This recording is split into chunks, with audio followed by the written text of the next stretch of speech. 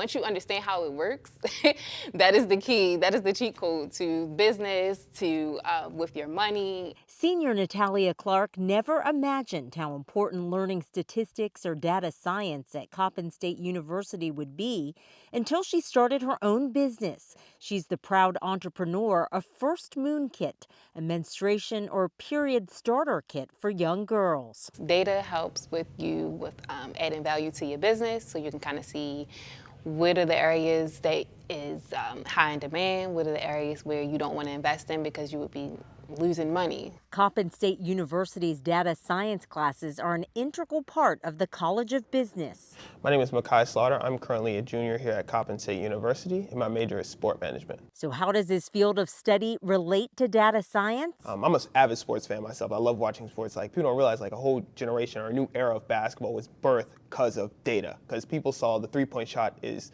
yeah, it's a more difficult shot, but if you make it even at a lesser clip than the two-point shot, you're going to score more points. So that's one thing that the class that I have taken, it showed me that, data is not just, this far off thing, that it's really in our everyday lives and every decision that we make. Based on the algorithms they know, they can predict anything. Associate Professor of Data Science Ghazi Iqbal says Coppin State encourages students to take data science regardless of their major. So if you know the algorithm, if you know the method, if you know how to treat data, then you technically play around with any kind of data. It can be healthcare, it can be transportation industry, it can be business, or it can be like weather related, any type of data. Beyond the lessons in the classroom, Professor Iqbal says Coppin State focuses on internships, where students are learning how to apply their knowledge to help companies market, sell, and solve real-world problems.